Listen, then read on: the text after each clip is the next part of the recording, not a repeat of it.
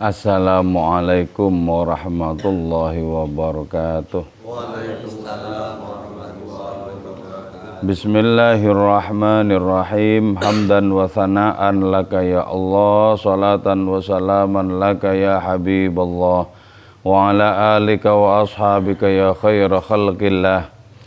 Laka ya Rasulullah wa li jami' man ittaba'a dinaka ya Habiballah, haqiqatan min ladun Adam la yamil qiyamah.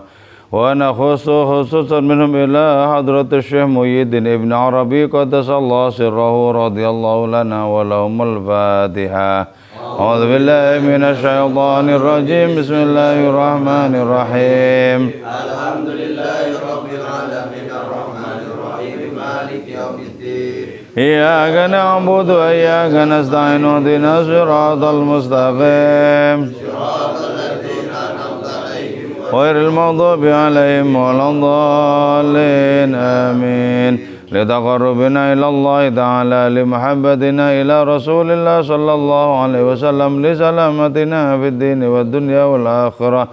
لقضاء ديوننا لقضاء حاجاتنا من هوائج الدنيا والآخرة لتيسير أرزاقنا حلالا طيبا مباركا كثيرا وسعا لصحة أجسادنا وقلوبنا لشفاء أمراضنا ظاهرا وباطنا لدفع البلايا والمحن والفتن والأمراض والأسقام ولمنافعنا لمصالحنا لأهل بيتنا وأولادنا وذرياتنا وجوارنا وأصدقائنا وجميع المسلمين والمسلمات والمؤمنين والمؤمنات الأحياء منهم والأموات ولعز الإسلام والمسلمين بجودك يا الله بشفاعة نبيك يا الله ببركة أوليائك يا الله وبأسرار الفاتحة. أعوذ بالله من الشيطان الرجيم. بسم الله الرحمن الرحيم. الحمد لله رب العالمين الرحمن الرحيم مالك يوم الدين. إياك نعبد وإياك نستعين اهدنا الصراط المستقيم صراط الذين أنعمت عليهم غير المغضوب عليهم ولا الضالين آمين. قال المصنف رحمه الله تعالى ونفعنا بعلومه وأمدنا بأسراره وأفاض علينا من بركاته وبكم آمين. بسم الله الرحمن الرحيم. الحق تعالى ظاهر من حيث مخلوقاته batinun min haitsu dzatihi. Oke, kita melanjutkan makalah yang kemarin bahwa sesungguhnya Allah Subhanahu wa taala itu sangat nyata melalui kehadiran makhluk-makhluknya. Dan Allah Ta'ala itu sangat batin, sangat gaib kalau dilihat dari sisi zatnya sendiri. Oke, kita lanjutkan. Kemarin sudah dijelaskan tentang betapa seluruh makhluk itu menjadi ada, menjadi wujud karena disertai oleh kehadiran Allah Ta'ala di makhluk-makhluk itu. Termasuk juga kita menjadi ada, menjadi wujud karena disertai oleh Allah Ta'ala, disangga oleh hadiratnya. Andaikan Allah tidak terlibat di dalam wujud kita, maka kita akan kembali menjadi tidak ada. Nah, ini salah satu jalan yang akseleratif yang mengalami percepatan bagi para salik untuk bisa merasakan, untuk bisa memahami tentang Allah Subhanahu wa taala itu. Oke, sekarang dari sisi zatnya ya. Wa amma min haitsu dzatihi al-ghaniyah 'anil alamin. Adapun dari sisi zat Allah Ta'ala yang tidak membutuhkan apapun di alam semesta, dari sisi zat Allah Subhanahu wa Ta'ala yang sama sekali tidak bergantung kepada semua isi alam raya, maka zatnya itu disebut batin.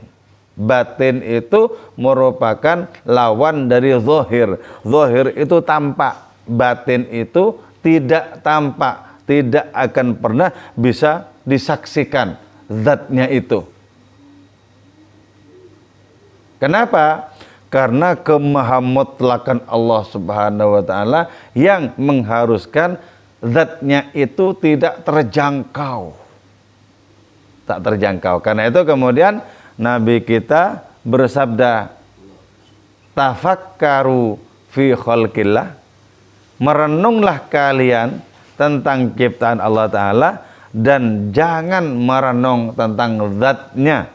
Wala tafakkaru fi dzatillah, jangan coba berpikir tentang zatnya.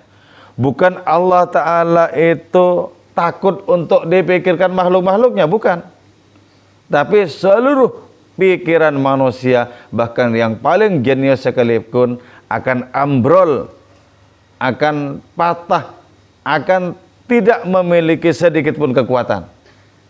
Jadi karena itu hanya makhluk Allah Ta'ala yang bisa menjadi objek bagi pikiran diri kita. Adapun zat Allah Ta'ala jangan coba-coba kita mengangan-angan. Nanti apa? Nanti malah terbayang segala sesuatu yang tidak pantas disandangkan untuk Allah Subhanahu wa taala. Jadi karena itu jangan pernah percaya ada ya bayangan di pikiran kita seperti ini seperti itu. Sebab Allah Ta'ala itu tidak seperti apapun. Jadi tidak bisa kita menemukan adanya persamaan. Laisa kamitslihi syai'. Tidak ada yang serupa dengan Allah Ta'ala, tidak ada. Jadi seluruh bayang-bayang kita tentang Allah yang menyangkut rupa atau penampilan itu bukan Allah. Itu bukan Allah. Jadi Allah Ta'ala itu tidak bisa diimajinasikan, tidak bisa dibayangkan oleh kekuatan berpikir seluruh makhluknya. Tidak akan pernah bisa. Karena itu disebutkan kalau dari sisi zatnya fabatinun khafiyun, Allah Ta'ala itu batin dan samar, hissan wa aklan, baik dengan menggunakan panca indera maupun menggunakan akal, tetap tidak akan pernah terjangkau. Tidak akan pernah terjangkau. Sebab kalau masih terjangkau itu berarti terbatas. Terbatas. Kalau masih terjangkau zatnya itu terbatas. Dan itu mustahil bagi Allah Subhanahu wa taala. Nah, sekarang kita membahas tentang apa yang dialami oleh ahli kasyaf. Ahli kasyaf itu orang-orang yang oleh Allah Ta'ala disingkapkan adanya tabir di depan mereka sehingga mereka bisa menyaksikan Allah Ta'ala. Apa yang disebut dengan menyaksikan oleh orang-orang ahli kasyaf itu?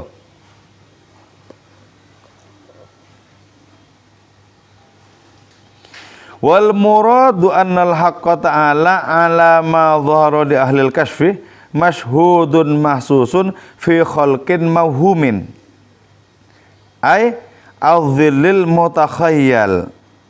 Oke ya. Yang dimaksud oleh orang ahli kasyaf bahwa mereka itu merasakan dan menyaksikan Allah.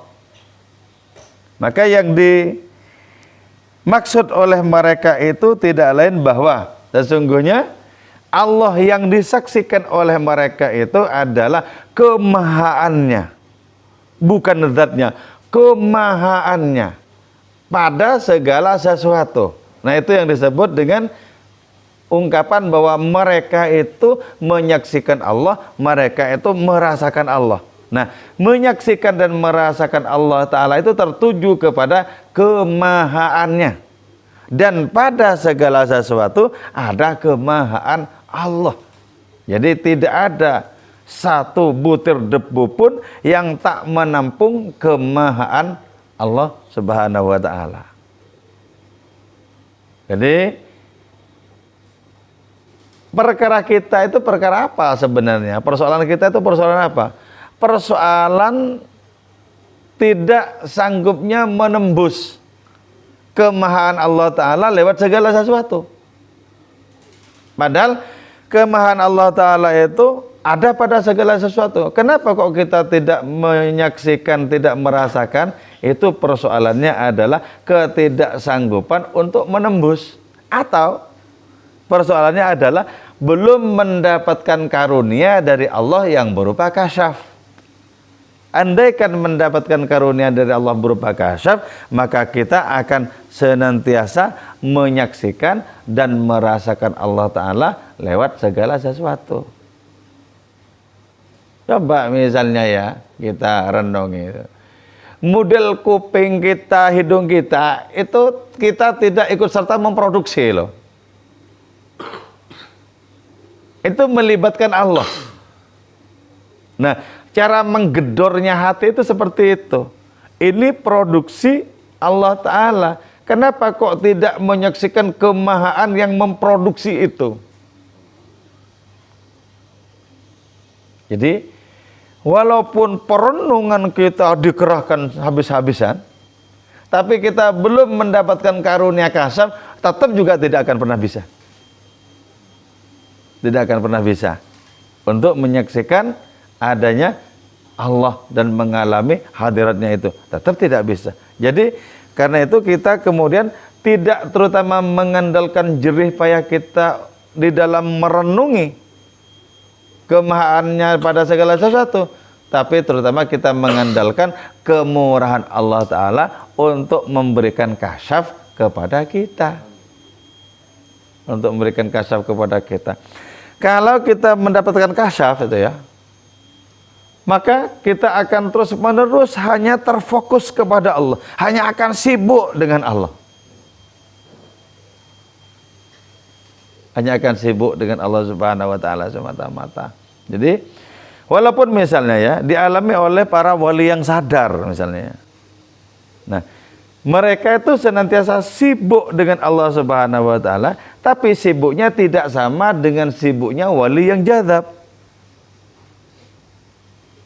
Kalau sibuknya wali yang sadar dengan Allah Subhanahu Wa Taala itu, mereka tetap memperhatikan makhluk-makhluk, tapi sesungguhnya batin mereka itu tertuju kepada perhatian terhadap Allah Ta'ala.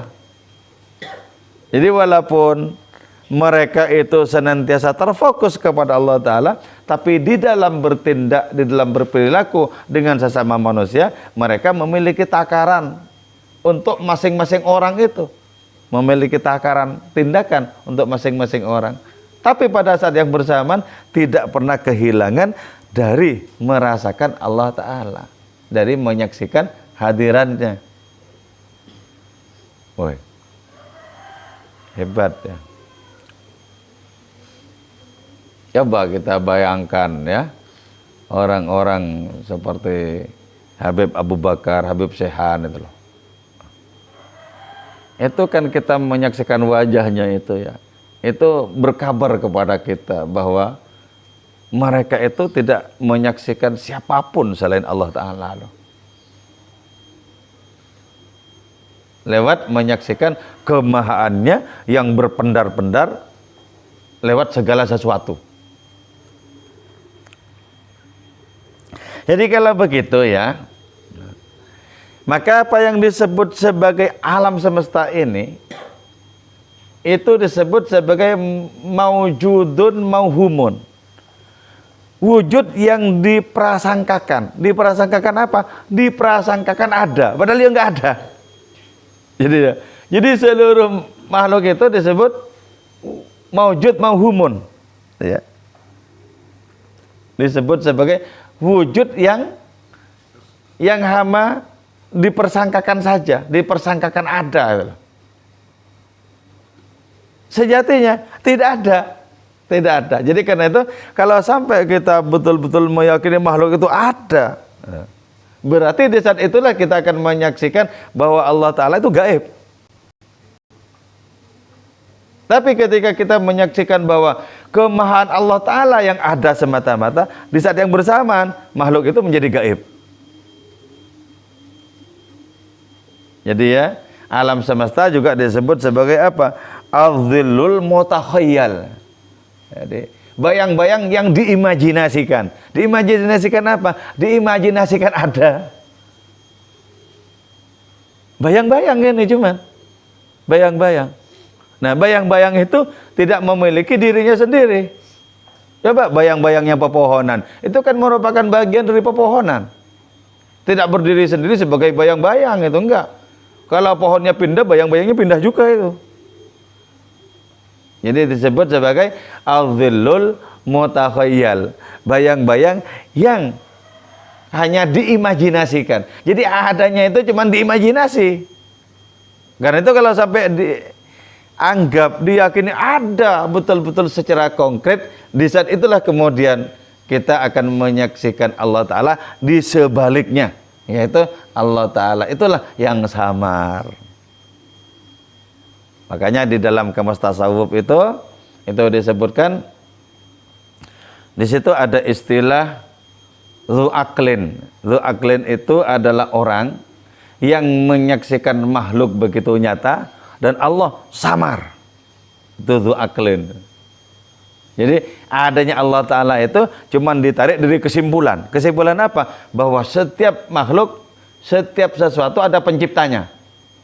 Oh, berarti pencipta alam ini hebat dong. Itu namanya Tuhan. Tapi tidak menyaksikan.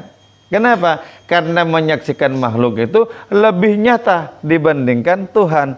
Tuhan itu samar, makhluknya nyata. Jadi di saat seperti itu, orang hanya bisa mengambil kesimpulan tentang adanya yang maha, yang telah menciptakan alam yang sebesar-besarnya ini. Beda dengan Dzu ainin. Kalau Dzu ainin itu, orang yang menyaksikan Allah Ta'ala begitu nyata, dan makhluknya samar. Oh, Allah yang nyata. Loh iya. Bagaimana bisa dikatakan Allah yang nyata? Wong semua makhluk itu ya, di situ menampilkan kemahaan Allah. Mana yang lebih konkret? Kemahaan Allah Subhanahu wa Ta'ala atau makhluk-makhluk itu? Wong sejatinya makhluk tidak ada. Tentu saja yang lebih nyata itu adalah kemahaan Allah Ta'ala. Coba perbedaan tentang suara kita misalnya kan, perbedaan tentang postur tubuh kita dan lain semacamnya, itu kan langsung ditangani oleh kemahaan Allah Ta'ala itu. Ditangani oleh kemahaan Allah Ta'ala. Jadi karena itu kita perlu berusaha, berikhtiar ya. Agar apa? Agar dari dzu aqlin itu kita belajar pindah menjadi dzu ainin. Dari menyaksikan makhluk begitu nyata, berubah menjadi menyaksikan Allah Ta'ala yang begitu nyata. Ini kalau sudah bisa kepegang itu enak loh. Pemahaman seperti ini sudah bisa kita pegang dan kita renong-renongi. Syukur-syukur Allah Ta'ala memberikan ilmu rasa kepada kita. Enak banget. Enak banget. Jadi yang sebenarnya itu apa? Wal khalqu ma'qulun. Adanya makhluk itu hanya di pikiran loh. Tidak di kenyataan. Di pikiran adanya makhluk itu ma'qulun. Dan karena itu fala yudraku illa bil aqli wal khiyal. Makhluk itu tidak bisa dipersepsi, tidak bisa diketahui kecuali lewat akal dan imajinasi. Jangan gini. Lewat akal dan imajinasi makhluk itu tidak betul-betul bisa disaksikan. Kalau ada orang mengatakan menyaksikan makhluk, itu mauhum itu. Hanya persangkaannya saja itu. Hanya persangkaannya saja. Balla wujuda illa fil aqli wal khiyal. Bahkan tidak ada wujud makhluk kecuali di pikiran. Misalnya pikiran mempersepsikan bahwa gini, makhluk itu semula merupakan bayang-bayang Allah Ta'ala dalam dirinya, ide Allah Ta'ala dalam dirinya, gambaran Allah Ta'ala dalam dirinya, kemudian direalisasikan. Nah, ketika direalisasikan itu, yang direalisasikan itu apa? Kemahaan Allah Ta'ala juga itu kan, yang direalisasikan. Jadi secara akal itu bisa menerima. secara imajinasi bisa menerima, tapi tidak secara kenyataan hakiki. Gimana? Paham enggak ya? Ini bukan keterangannya yang jelimet, tapi memang ilmunya begitu. Ilmunya begitu. Jadi ketika mencoba untuk dibalik, mengalami kerepotan ya. Dibalik. Kan bagi kita selama ini makhluk yang konkret, yang nyata. Allah Ta'ala gaib, kan gitu toh. Coba mau dibalik, Allah Ta'ala yang nyata, makhluk yang gaib, kerepotan. Itu harus apa? Harus merubah bawah sadar. Harus merubah bawah sadar. Nah, cara untuk merubah bawah sadar itu dengan kita merenungkan, dengan kita memikirkannya itu loh. Jadi apa yang sudah dialami oleh para wali, orang-orang ma'rifat yang kemudian dituangkan dalam keterangan ini, coba kita telusuri dan coba kita rasakan. Benar ya? Coba saya ulangi ya. Pertama-tama, sebagaimana anggapan orang kebanyakan, termasuk juga kita, makhluk itu konkret, ya, karena bisa kita sentuh, bisa kita ajak berbicara, dan lain semacamnya, ya, konkret. Allah Ta'ala samar, karena orang menganggap perjumpaan dengan Allah Ta'ala itu dianggap seperti perjumpaan dengan sosok-sosok itu loh, sehingga tidak pernah rasanya berjumpa kan gitu. Padahal kalau perjumpaan itu tertuju kepada kemahaan, apa saja yang ada di alam semesta ini kemahaan. Kemahaan Allah Ta'ala. Apa saja yang ada di alam semesta ini kemahaan. Nah, coba seperti itu cara berpikirnya. Maka kita akan menyatakan bahwa Allah Ta'ala itu konkret di dalam pandangan yang seperti ini. Contoh ya, contoh lagi. Bukankah sudah jelas bahwa tidak ada satupun makhluk yang bisa menghadirkan dirinya di kehidupan ini? Bukankah sudah jelas bahwa tidak ada satupun makhluk yang menciptakan dirinya? Kan jelas. Berarti harus melibatkan yang lain. Dan yang lain itu kemahaan Allah. Dan kemahaan Allah Ta'ala itu senantiasa ada pada seluruh makhluk, termasuk pada diri kita. Bukankah mata kita memandang itu kemahaan Allah? Telinga kita mendengarkan itu bagian dari kemahaan Allah itu. Bukankah kita bisa bernafas, denyut nadi kita terus-terusan berlangsung? Bukankah itu semuanya kemahaan Allah Ta'ala? Kan itu. Mana yang betul-betul kita coba? Yang betul-betul kita mana? Gitu ya.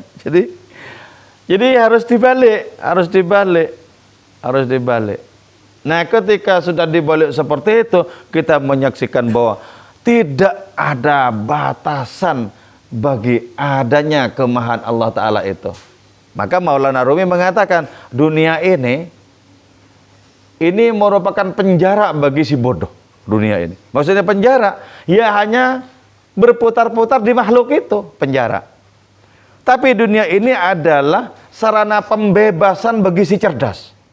Kenapa? Karena si cerdas menyaksikan kemahaan Allah Ta'ala yang tidak bertepi. Artinya begini, kalau kita bisa menyaksikan fulan dengan rupa seperti ini, berarti masih ada kekuatan Allah Ta'ala terhingga untuk menciptakan fulan-fulan berikutnya yang tidak sama satu dengan yang lain. Loh. Kalau kita menyaksikan langit seperti itu, bumi seperti ini, berarti kita menyaksikan bahwa kemampuan Allah Ta'ala untuk menciptakan beribu-ribu langit, beribu-ribu bumi, itu masih ada. Dan tidak terbatas. Tidak terbatas. Nah, tapi karena ini tidak mutlak hanya bisa dialami lewat adanya pemahaman, maka wajib kita menempuh riyadhah, wajib kita ittiba'ur rasul, wajib kita patuh. Nah, mendidik diri dengan kepatuhan adalah jalan bagi kita untuk ma'rifat, untuk bisa memahami, merasakan kemahaan Allah Subhanahu wa Ta'ala itu. Jadi ini harus dirampungkan ini, biar tidak terus-terusan kita terpola dengan adanya pikiran bahwa makhluk itu yang tampak Allah samar. Sampai kapan seperti itu? Kenapa kok tidak dirubah? Bahwa Allah Ta'ala yang tampak dengan kemahaannya. Zatnya nggak mungkin bisa disaksikan. Tapi kemahaannya itu senantiasa berpendar ada di mana-mana. Jadi kita harus melatih seperti itu. Nah, faman yashhaduhu ala hadzal minwal fahuwa mashin ala tariqim mustaqim. Jadi, siapa orang yang menyaksikan Allah Ta'ala dengan model seperti ini? Artinya menyaksikan kemahaannya lewat segala sesuatu. Dan makhluk-makhluk itu ada, itu karena diperankan oleh Allah Ta'ala, disertai oleh kehadirannya, gitu ya. Siapa orang yang menyaksikan Allah Ta'ala dengan cara seperti ini, fahuwa mashin ala siratim mustaqim. Orang itu sudah berjalan di atas jalan yang lurus. Terus yang terpenting itu apa? Yang terpenting juga wada'in ilallah ala basirah. Orang seperti itu ngajak kepada Allah dengan menyaksikan Allah Ta'ala itu sendiri. Bukan ngajak kepada Allah Ta'ala dengan anggapan bahwa Allah Ta'ala itu juga gaib. Wah, itu sama-sama nggak ngelihatnya kalau begitu. Orang buta menonton orang buta. Ayo ke sana mana? Ya pokoknya ke sana. Berdasarkan apa? Berdasarkan dalil. Kamu juga sudah merasakan dalil itu? Enggak juga. Sama saja kita berpegang kepada orang buta yang mengandalkan tongkat. Betul. Jadi ya, hanya ketika kita menyaksikan kemahaan Allah Subhanahu wa Ta'ala pada segala sesuatu itu, maka kita berarti berjalan di atas jalan yang lurus. Dan kita kalau mengajak orang kepada Allah, berarti mengajak dengan adanya penglihatan itu, Allah yang disaksikan itu. Gitu loh. Bukan yang masih bingung-bingung juga, Allah itu apa, Allah itu siapa, masih bingung-bingung juga. Ya gimana mau mengajak orang lain gitu. Jadi ad'u ilallah ala basiratin. Itu nabi, itu kelasnya nabi, kelasnya para wali itu. Jadi ketika ngajak kepada Allah, memang sudah menyaksikan kemahaan Allah Ta'ala itu. Bukan masih spekulasi. Spekulasi. Itu meyakinkan kalau orang seperti itu ngajak. Meyakinkan. Wong dia sendiri sudah mengalami kok. Sama dengan misalnya orang masak masakan. Masakannya sudah matang, dicicipi sama yang masak itu enak. Nah, itu sangat meyakinkan ngajak orang lain. Ayo makan. Kalau cuman orang masak masakan berdasarkan resep yang bisa benar bisa keliru itu, dan orang itu tidak mencicipi, itu nggak usah terlalu meyakinkan mengajak orang. Nanti kalau kelebihan ini kelebihan itu hambar dan lain semacamnya gimana coba? Makanya ya, ini rahasianya. Kenapa Nabi itu kok tidak memerintahkan sholat kecuali beliau sholat duluan. Beliau itu tidak memerintahkan wudhu kecuali beliau sudah menikmati wudhu duluan. Beliau tidak memerintahkan orang untuk berbuat baik kepada kedua orang tua. Beliau sudah berbakti duluan. Gitu loh. Jadi sudah merasakan nikmatnya apa yang diperintahkan itu. Bukan masih teka-teki spekulasi. Ya kita coba ya enggak ya. Kita harus dilatih, makanya harus berjeripah ya. Dan posisi renungan dalam Islam itu sangat tinggi derajatnya itu. Sampai Kanjeng Rasul itu bersabda, tafakkuru sa'atin afdalu min ibadati sab'ina sanatan bila tafakkurin. Merenung sejenak, merenung kemahaan tadi itu lebih utama dibandingkan ibadah 70 tahun yang tanpa renungan. Lebih utama merenung, Mas. Kenapa? Merenung itu sarana untuk berlangsungnya penyingkapan kemahaan Allah Subhanahu wa Ta'ala. Itu merenung. Jadi ya, dirubah, coba belajar dirubah dari anggapan bahwa makhluk itu konkret, nyata, Allah Ta'ala itu samar, gaib, dirubah menjadi Allah lah yang nyata, makhluk-makhluk itu gaib. Bagaimana memposisikan makhluk gaib? Lah gimana? Wong di makhluk itu didominasi kemahaan Allah kok. Didominasi kemahaan Allah. Makhluk-makhluk itu. Bagaimana kok Allah Ta'ala tidak lebih dominan disaksikan kemahaannya di situ? Apa kita bisa ngatur apa? Semua anggota tubuh kita dengan pasti?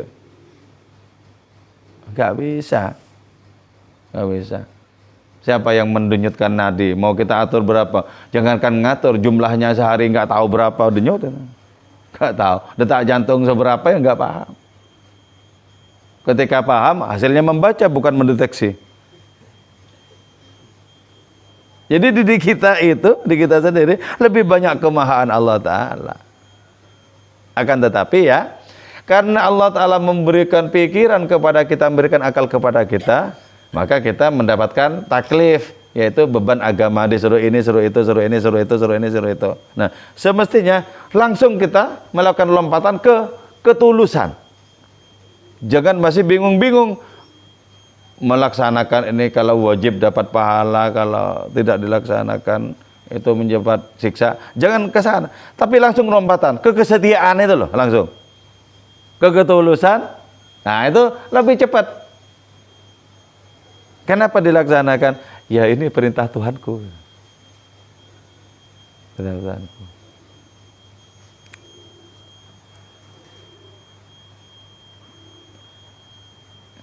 Jadi ya makanya ada ungkapan di dalam dunia tasawuf sebagian ya, bahwa Allah itu mafkudun fil bidayah, tidak dirasakan di awal permulaan, tapi maujudun fin nihayah, dirasakan di akhir perjalanan. Itu juga keliru. Dari awalnya mestinya dirasakan. Wong itu perkara diri kita sebagai pelaku, sebagai penempuh jalan rohani kok. Jadi kalau di awal itu tidak dirasakan, bukan karena Allah Ta'ala itu tidak tampil dengan kemahaannya, bukan, cuman karena nggak merasakan ini saja. Jadi karena itu tidak merasakan itu jangan kemudian disandarkan kepada kesimpulan bahwa Allah Ta'ala itu tidak tampak dengan kemahaannya di awal permulaan itu. Tidak. Nah, kalau seperti itu kesaksiannya kepada kemahaan Allah Ta'ala, maka ibaratnya adalah, kata syarahnya kitab Hikam itu, ibaratnya itu seperti lezatnya air sungai Yufrat yang bisa dinikmati oleh banyak orang. Dinikmati oleh banyak orang. Kenapa?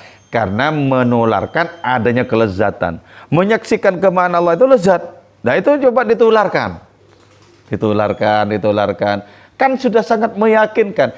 Ketika orang-orang yang diajak kepada Allah Ta'ala itu sedikit saja tersentuh, maka orang itu akan merasakan nikmatnya juga. Akan merasakan nikmatnya juga. Jadi betul kata seorang sufi, coba tunjukkan kepadaku mana makhluknya. Oh ini Allah semua kok. Mana makhluknya? Nah konteksnya itu di sini. Yaitu dimenyaksikan kemahaan Allah Ta'ala pada segala sesuatu itu loh.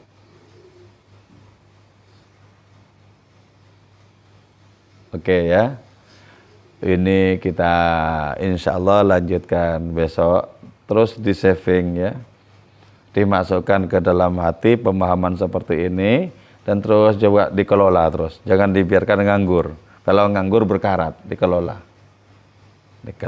Karena itu kita juga berdoa moga-moga kajian ini bermanfaat dan barokah untuk kita semua. Moga-moga sisa umur kita semakin bernilai di hadapan Allah Subhanahu wa Ta'ala, dan semoga berguna bagi kehidupan sesama. Moga-moga kita senantiasa sehat walafiat dan panjang umur, dijauhkan dari berbagai macam bencana dan malapetaka, dan dijauhkan dari berbagai macam penyakit yang sulit obatnya. Moga-moga anak cucu keturunan kita menjadi orang-orang yang bertakwa kepada Allah Subhanahu wa Ta'ala dan mengikuti tauladan Kanjeng Rasul Muhammad sallallahu alaihi wasallam. Moga-moga negeri kita Indonesia ini senantiasa damai dalam lindungan Allah Subhanahu wa Ta'ala. Wal afu minkum. Wassalamualaikum warahmatullahi wabarakatuh.